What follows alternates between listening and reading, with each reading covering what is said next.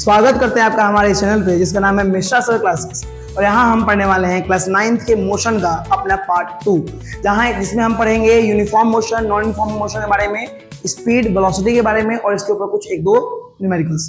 सबसे पहले समझते हैं कि हमारा ये यूनिफॉर्म मोशन और ये नॉन यूनिफॉर्म मोशन होता क्या है। कि when any object travels equal distance in equal interval of times, माने कोई अगर एक ऑब्जेक्ट इक्वल डिस्टेंस ट्रेवल कर रहा है एक इक्वल इंटरवल ऑफ टाइम के अंतराल पर, जैसे मान लो कि मैं यहाँ से 10 किलोमीटर दूर गया और वो गया मैं 1 घंटे में, और उसके बाद फिर 10 किलोमीटर दूर गया और फिर गया मैं 1 घंटे में। इसी प्रकार से मैं 1 घंटे में 10 किलोमीटर ट्रेवल कर रहा हूँ। या फिर कोई भी एक डिस्टेंस मैंने पकड़ लिया, मान लो 25 किलोमीटर, और वो मैं गया मैं आधे घंटे में, तो कंटिन्यू हर एक 25 किलोमीटर कितने घंटे में, आधे घंटे में ट्रेवल कर रहा हूँ। तो जब कोई ऑब्जेक्ट एक इक्वल डिस्टेंस ट्रेवल करता है एक इक्वल इंटरवल ऑफ टाइम में, तो इसे बोलते हैं हम लोग यूनिफॉर्म मोशन।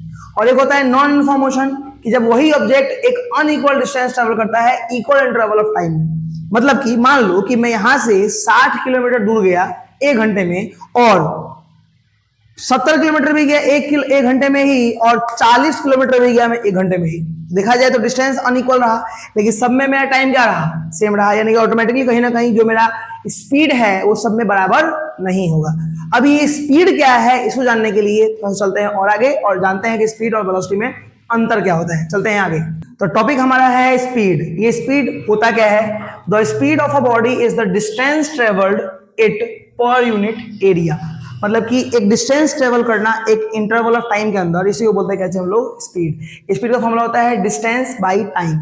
जैसे कि अगर मान लो कि कोई एक गाड़ी है जो कि 60 किलोमीटर डिस्टेंस ट्रेवल करती है, 60 किलोमीटर डिस्टेंस ट्रेवल करती है, और वो चल रही है मान लो कि 1 घंटे में। कितने घंटे में? 1 घंटे में। इसको जब हम लोग निकालेंगे स्पीड, तो हम क्या करेंगे, सिंपल डिस्टेंस और टाइम को डिवाइड करेंगे। तो हमारा डिस्टेंस 60 किलोमीटर और टाइम कितना लगा, 1 घंटा, कटा के सिंपल कितना आएगा हमारा 60 किलोमीटर पर आवर। मतलब कि स्पीड का मतलब ही होता है कि डिस्टेंस पर यूनिट टाइम। कभी आपको डिस्टेंस दिया रहे, टाइम दिया रहे, स्पीड पूछ दे, दोनों का रेशियो निकाल के सिंपल स्पीड निकाल लेंगे। तो आपको ये फॉर्मूला याद रखना है कि स्पीड का फॉर्मूला हमारा होता क्या है, डिस्टेंस अपॉन टाइम। दूसरी बात, स्पीड का जो होता है एसआई यूनिट, मतलब कि स्टैंडर्ड यूनिट, ये होता है क्या चाहिए हमारा, मीटर्स। तो आपको पहले क्लियर कर देना है कि हमारा ये ऐसा यूनिट होता क्या है। जैसे मान लो कि अगर मैं आपसे बोलूं कि आप कितने लीटर के हो, या मैं आपसे बोलूं कि अभी कितना किलो समय हो रहा है, कुछ अजीब लग रहा है, क्योंकि यहां पे हमने आज तक सुना है कि कोई कितना किलो का है, चाहे कितना समय हो रहा है, जो कि होता है सेकेंड्स में, आवर में, मिनट में, डिस्टेंस केजी में, मीटर में, इस तरह से चीजें होती हैं। तो ये स्टैंडर्ड यूनिट को जानने के लिए सबसे ज्यादा जरूरी है उसको समझना पहले। तो स्टैंडर्ड यूनिट का मतलब क्या है कि सिंपल उसको किसी चीज को मेजर करने के लिए एक अलग चीजें बनाई गई हैं। जैसे कि कोई कितना किलो का है तो किसी चीज का वेट मेजर करने के लिए क्या बनाया गया है, केजी। कोई कितना लंबा है उसके लिए मीटर, सेंटीमीटर, किलोमीटर, ऐसे इस तरह से माइल्स होते हैं, अलग अलग चीजें। तो डिपेंड करता है कि हमें क्या तोलना है। अगर लिक्विड वाली चीजों को तोलना है उसके लिए बनाया गया है लीटर्स, वो कितने लीटर का है, वो कितने मिलीलीटर का है, इस तरह से। तो वैसे ही जो स्पीड होता है उसको मेजर करने के लिए जो उसका एसआई यूनिट है उसको बोलते हैं मीटर्स। अब ये ऐसा यूनिट क्यों उसका नाम पड़ा, स्टैंडर्ड यूनिट क्यों पड़ा? क्योंकि स्टैंडर्ड यूनिट करने का मतलब ये हुआ कि इसको हम कहीं पे भी जाके अगर यूज करते हैं तो उसका मतलब क्या रहेगा, सेम। जैसे मैं अगर इंडिया में बोलता हूं जाके किसी दुकान पे कि मुझे 1 केजी चीनी चाहिए, या फिर मैं जाके बोलता हूं अमेरिका में कि 1 केजी चीनी चाहिए, तो सब जगह मेरे को क्या मिल जाएगा, चीनी 1 केजी मिल जाएगा। लेकिन यही जैसे अपने लोकल लैंग्वेज में बोलते हैं, जैसे कि हम जाते हैं फूल खरीदने के लिए, फूल माला, तो वहां पे क्या होता है कि बोला जाता है ऐसे कि 1 हाथ माला दे दो। अब ऐसे जाके बोलेंगे किसी को हम कि 1 हाथ माला दे दो, तो हो सकता है कंफ्यूज हो जाए कि 1 हाथ माला क्या है। चाहे अपने लोकल लैंग्वेज में हम बोलते हैं कहीं कहीं कि 1 पाव धनिया, 1 पाव मिर्च, तो ये 1 पाव क्या है, क्या लगता है? ये 1 पाव सबको पता है कि पाव क्या होता है, बहुत लोगों को नहीं पता होता है। तो ये स्टैंडर्ड यूनिट में नहीं आता है। लेकिन ये अगर बोलते हैं कि 250 ग्राम्स, 250 ग्राम हमें धनिया दे दो, चाहे पालक दे दो, चाहे जो भी चीज है, तो ये सबके लिए कॉमन है, इसलिए इसका नाम क्या पड़ गया है, स्टैंडर्ड यूनिट, ऐसा यूनिट। तो स्पीड का ऐसा यूनिट क्या होता है हमारा, मीटर। अगला पॉइंट, जो स्पीड है वो एक क्या है, स्केलर क्वांटिटी है। तो ये स्केलर क्वांटिटी का मतलब क्या होता है? स्केलर क्वांटिटी का मतलब ये होता है कि ऐसा कोई चीज जो डायरेक्शन पे डिपेंड नहीं करता है, वो जितना था वो किसी भी डायरेक्शन में क्या रहे, उतना ही रहे। जैसे मैं अभी इस तरफ से खड़ा हूं, और अगर लेट कर लेते हैं कि मेरा अगर वेट 70 kg का है, तो इधर मूव करूं मैं तो भी 70, और अगर मैं ऐसे मूव किया हूं तो भी कितना 70 केजी, इधर मूव किया हूं तो 70 केजी, मैं किसी भी डायरेक्शन में मूव करता हूं तो मेरा वेट कितना रहेगा 70 केजी ही रहने वाला है। तो ये चीजें क्या दिखाती हैं कि कहीं ना कहीं मेरा जो वेट है, मेरा जो मास है, वो मेरे डायरेक्शन में डिपेंड नहीं कर रहा है।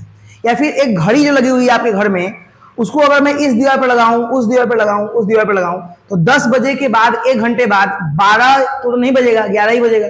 मतलब कि डायरेक्शन पे डिपेंड उसका कुछ लेना देना नहीं है। तो कहीं ना कहीं स्पीड जो है वो भी क्या है, एक स्केलर क्वांटिटी है जो कि डायरेक्शन पे डिपेंड नहीं करती है।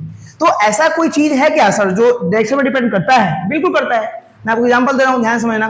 जैसे आपके मेरे सामने जो पेन है, इस पेन को मैं अगर इस तरह से ऐसे हाथ पे पुश करूं, मे भी किसी फोर्स से मैं इसको पुश कर रहा हूं ऐसे, इस प्रकार से, और एक बार इसका मैं कैप निकाल दूं और तब पुश करूं, क्या लगता है दोनों में जो प्रेशर लगेगा मेरे हाथों के ऊपर वो सेम रहेगा? नहीं।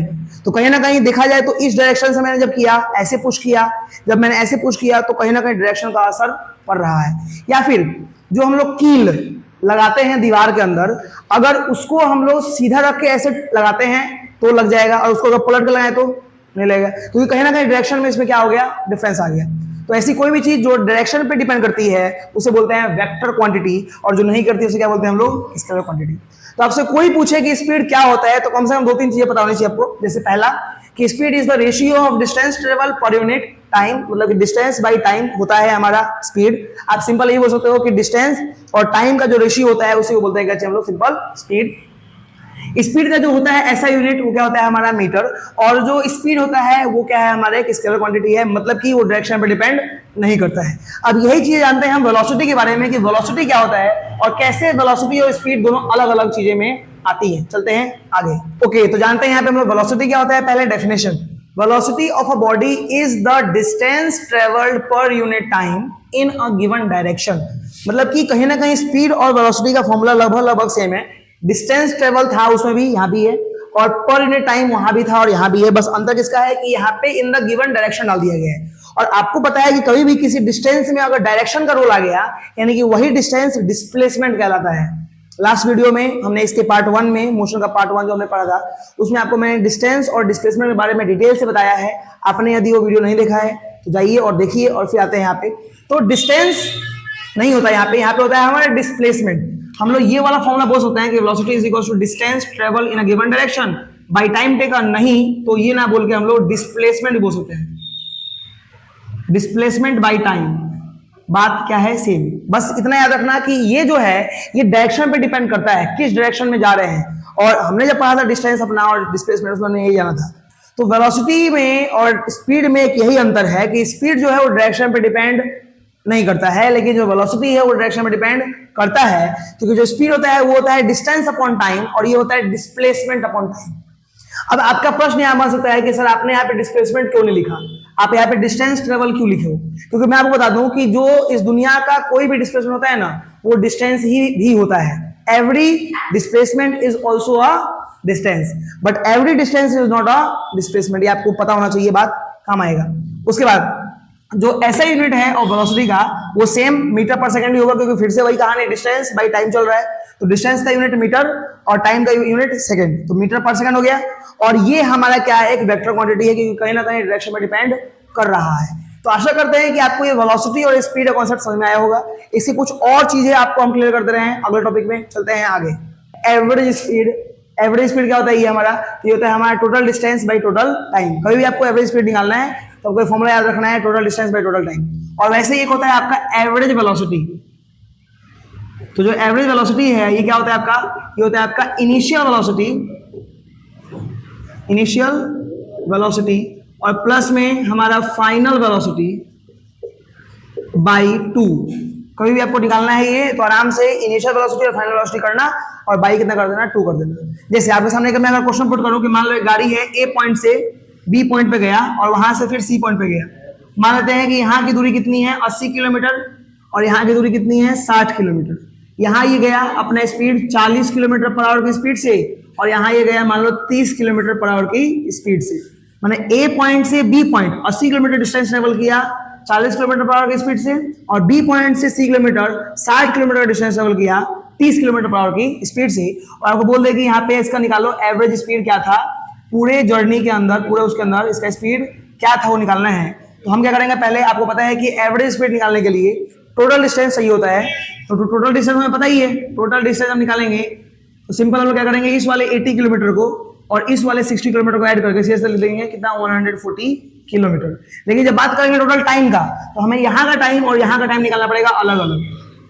तो अगर हम लोग निकालें time taken from A to B, A से लेके बी तक हमें कितना टाइम लगा, तो उसके लिए हमारा टाइम का फॉर्मूला हो जाएगा, यहाँ से अगर टाइम निकालें हम लोग, क्योंकि स्पीड का फॉर्मूला होता है हमारा डिस्टेंस बाई टाइम। तो टाइम आएगा इधर, तो हमारा टाइम का फॉर्मूला हो जाएगा डिस्टेंस बाई स्पीड, ये आपको याद रखना है। तो अगर मैं सिंपल टाइम का फॉर्मूला लिखता हूं तो क्या लिखूंगा, डिस्टेंस अपॉन में स्पीड, यानी कि यहाँ का डिस्टेंस 80 किलोमीटर और बाई ये कितना 40 किलोमीटर पर आवर, कट के सिंपल सॉल्व करके कितना आ गया आपका 2 आवर। मैंने इसको यहाँ से यहाँ आने में कितना लगा, 2 घंटे लगा। और वैसे अगर निकालें यहाँ का टाइम टेकन फ्रॉम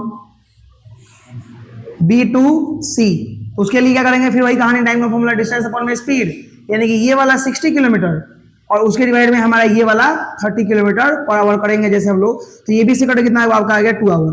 तो देखा जाए तो 2 घंटा लगा इसको यहाँ से यहाँ आने में और 2 घंटा लगा यहाँ से यहाँ आने में, तो टोटल टाइम लगा वो इसको कितना लगा, वो लगा इसको 2 प्लस में 2 यानी कि कितना 4 आवर।